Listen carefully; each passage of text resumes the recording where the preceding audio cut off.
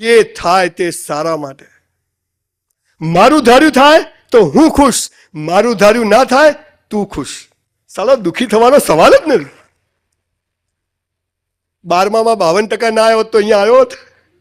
બોલો હારું થયું ને જે થયું. ડોક્ટર બન્યો હોત તો ચાલુ જ હોત બાબુ. આપણને બધું જ ખોટું શીખવાડ્યું જન્મતાની સાથે જ. તમને ખબર છે આપણે બધા દિવેલ પીધેલા કેમ ફરીએ છીએ? કંઈ બી થાય મારી સાથે ભગવાન આવું કેમ કરે છે?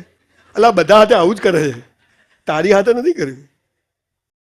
બધાને એમ લાગે છે કે ભગવાન સૌથી વધારે મારી હાથે ખોટું કરે છે. તકલીફ શું છે? આ દુનિયામાં સૌથી વધુ અપાય છે શિખામણો અને સૌથી ઓછી લેવાય છે શિખામણો. કે આપવા વાળો એમ જ સમજે કે આ બીજા માટે છે, મારા માટે નથી. એક બાળક જ્યારે જન્મે છે ને, જ્યારે માના પેટમાંથી પહેલી વાર બહાર આવે ને ત્યારે રડે છે. અને જો ના રડે ને તો ચૂંટલા ભરે. હે બોબડું છે, રોડા.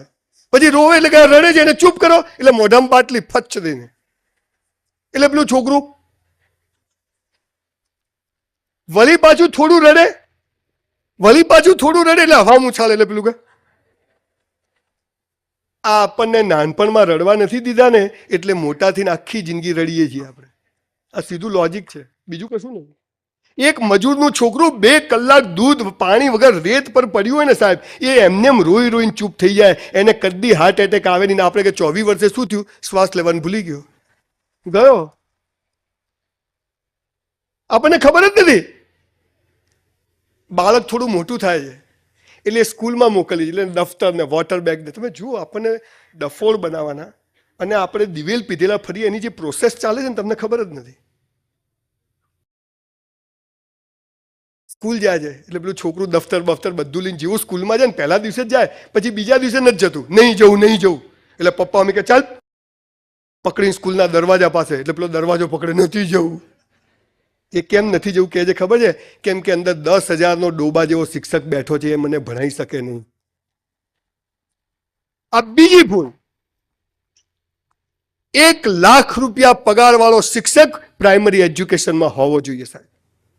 પીપી છીછી કરતા છોકરાઓ પેલા બેન કે જતો રહે ઘેર. 50 બાળકોને 10,000 રૂપિયાનો કે 15,000નો શિક્ષક ભણાવી શકે? ચાલુ આપણે 2 નોટો નથી સાચવી શકતા, પેલો 50 બાળકોને કેવી રીતે સાચવે?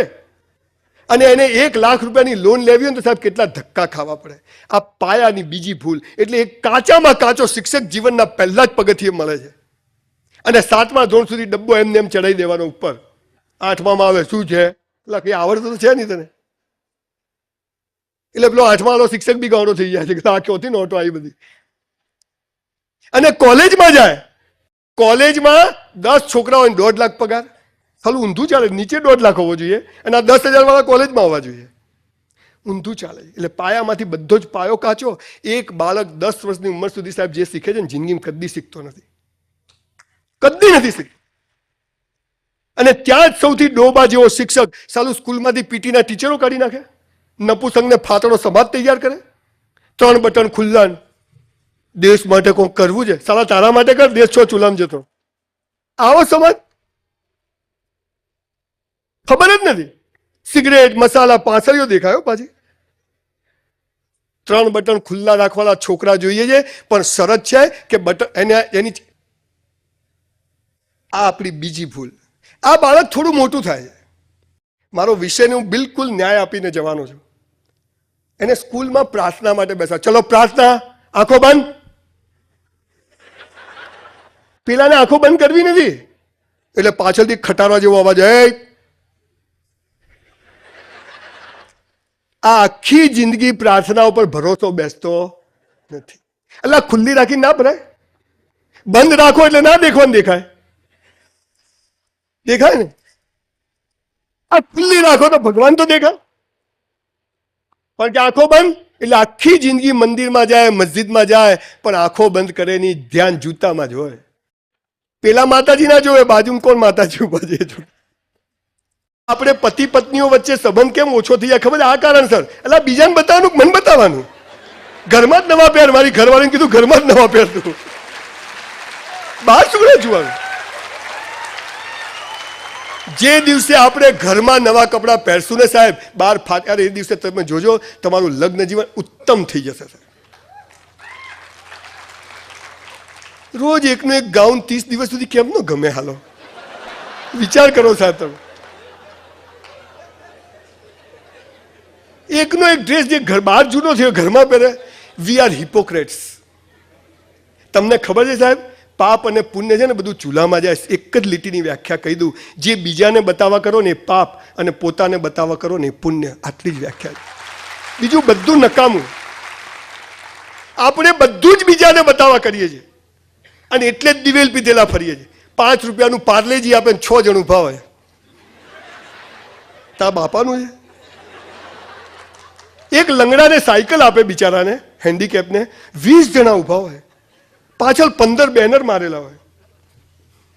પેલો બી બિચારો આ પુણ્ય કરવા નીકળ્યા છે. જુઓ, બધું જ ખોટું શીખવાડ્યું છે. જન્મનું વિરોધ. કોઈ જન્મે ને તો હેપી બર્થડે ટુ યુ, આ ફૂકો મારે ને એનાથી ચેતવું. આ સમાજમાં અંધારું કરવાના, લખી રાખજો. દરેક જન્મ દિવસે એક કેન્ડલ ઓર કરવાની છે, બુઝાવવાની નથી. 15, 16, 20, 40 થાય તો 40, એટલે અજવાળું થાય. આ તો કે ફૂકો મારો, 2 રહી ગઈ. સાલું એવું ઊંધું શીખવાડ્યું છે. એક ચીજ મને સમજ નથી પડતી કે સીધી નથી શીખવાડી. અને કોઈ મરી જાય, મારા બાપા મરી ગયા, તું જા હાથે. અરે શું યાર સંજયભાઈ, ભગવાન આવું કેમ કરતો હશે? મેં તો એક કામ કર, ભગવાન મારા દોસ્તાર છે, તને આશીર્વાદ અપાઈ દઉં, તારા ઘરમાં કોઈ બાપા મરે નહીં. તારા 70 વર્ષના બાપા, એના 100 વર્ષના બાપા, એના દોઢ, તારા ઘરમાં 70-80 બાપાઓ પડ્યા હોય અને 70-80 મમ્મીઓ પડી હોય. ના કે 6 ગયા તો કે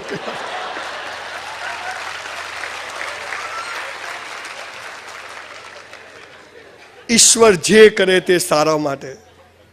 મારું ધાર્યું થાય તો હું ખુશ, મારું ધાર્યું ના થાય તો તું ખુશ. સાલો દુઃખી થવાનો, દિવેલ પીધેલા ફરવાનો સવાલ છે કોઈ? હું બધે હસતો, હું જ્યાં જોઉં તો બધા મને કે તમે કેમ હસો છો? મેં તો આ બધી જીવતી લાશો જોઈને હું હસું છું. ખાલી આપણે બાળીએ છીએ મોડી, બાકી બધી લાશો જ છે. તમે જુઓ ને 15-20 જણ ઉભા, સ્મશાનમાંથી ઉભો કરીને લાવ્યો હોય ને સીધો. બધું જ ખોટું ચાલે. આ બાળક 8 થી 11માં જાય છે, એના હોર્મોન્સ ચેન્જ થાય છે છોકરા છોકરીઓના.